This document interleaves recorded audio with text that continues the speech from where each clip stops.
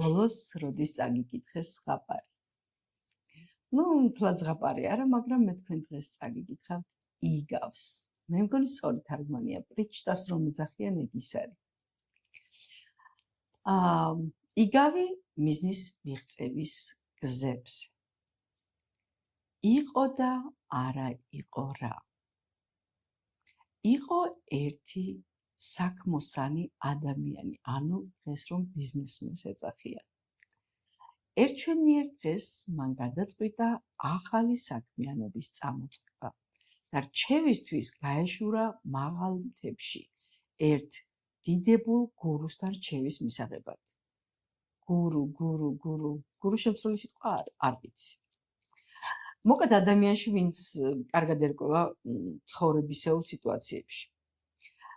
მატარებლით მგზავრობისას, ანუ მატარებლით გაემგზავრა.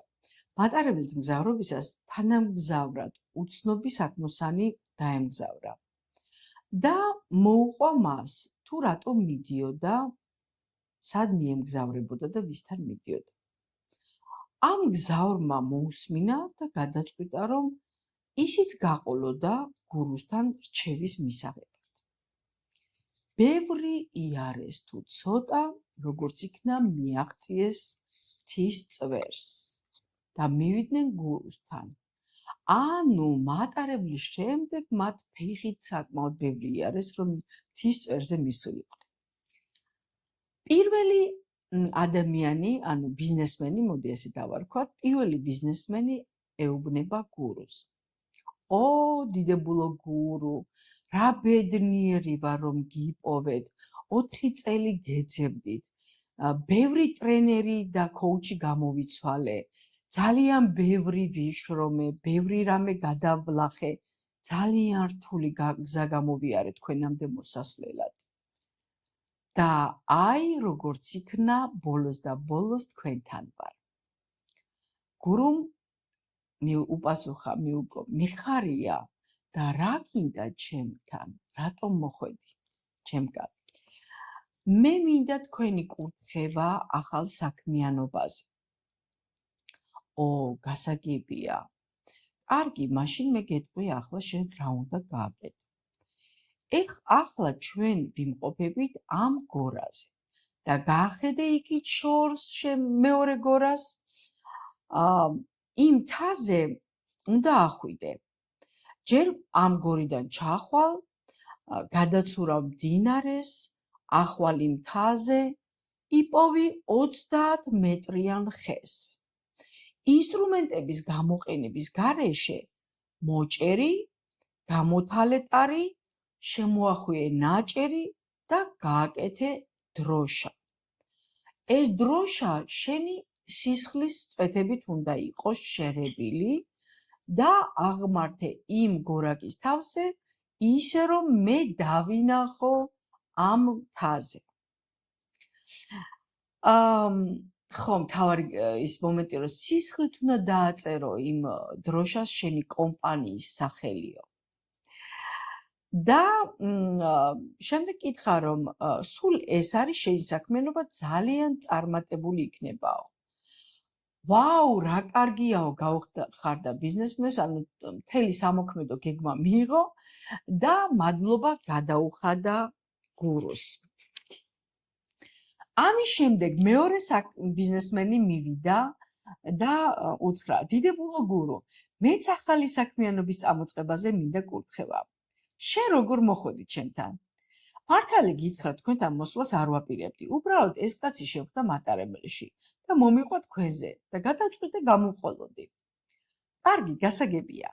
შენ დაწერე შენი ახალი კომპანიის სახელი და საქმიანობის სახელი ფურცელზე. გააკეთე ამ ფურცლით გემი, გაუშვი მდინარეში. ამ დროს პირველმა ბიზნესმენმა გაკვირვება ვერ დამალა და აღშფოთება და წამოიყვირა. გურუ, თქვენ რა დამცინით?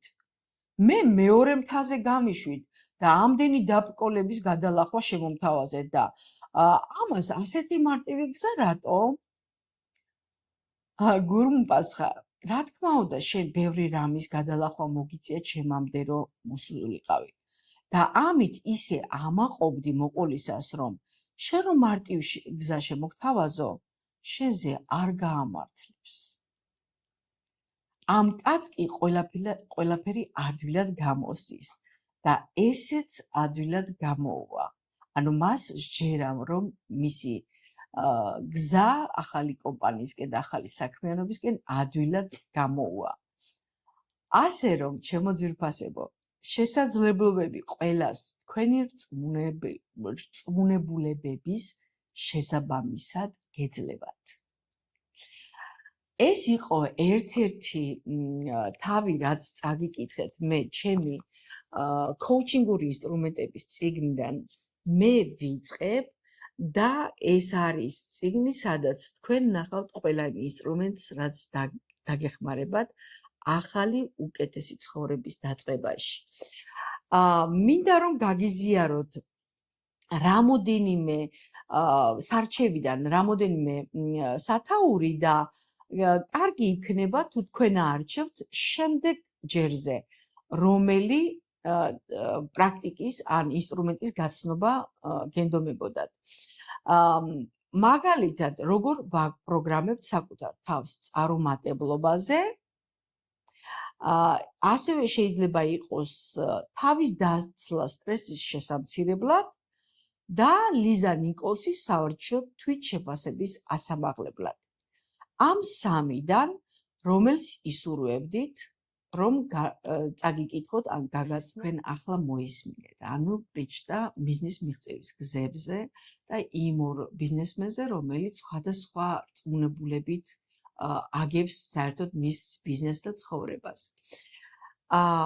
ეს სწორედ იმას შეეხება, რომ ხშირად ადამიანებს ჩვენს თავს ვაჯერებთ, მოდი ესე ვთქვათ, იმიტომ რომ თუ ჩვენს ოჯახში ადვილად გამოსდიოდათ რაღაც სიახლეები, რაღაცების გადალახვა, უბრალოდ გადალახვის გარეშე გამოსდიოდათ ბევრი მათთვის სასარგებლო რაიმე, ეს ფული შოვნა იქნებოდა თუ წარმატების მიღწევა კარიერაში, ჩვენ დამახსოვრებული გვაქვს, რომ ეს ადვილია.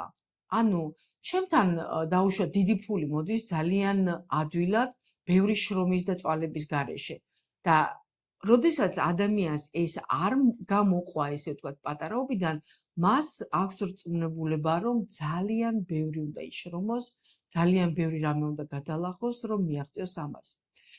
ეს პრიჩდა ზუსტად იმას გვანახებს, რომ ყველაფერი, რაც გვეძლევა ჩვენს ცხოვრებაში, შეესაბამება იმ რწმუნებულებებს, რომელიც გაგვაჩნიეთ ჩვენ. ეს პირად ცხოვრებას შეეხება, თუ კარიერას, თუ ფულს, თუ ჯანმრთელობას, ყველაფერს აბსოლუტურად. ანუ რას ნიშნავს ეს, რომ ჩვენ უნდა დავაკვირდეთ რა რწმუნებულებები გვაქვს დღესდღეობით გამოყოლილი, რა მოგწონს და გვაწყობს, რომ დავტოვოთ ჩვენს ცხოვრებაში და რა არ გვაწყობს, რომ გავიყოლოთ ცხოვრებაში. რომელი მოდელი უფრო მირჩევნია, რომ მე ბევრი წვალებით ვაღწევდე წარმატებას, თუ მჯეროდეს, რომ ჩემთან წარმატება ძალიან ადვილად მოდის.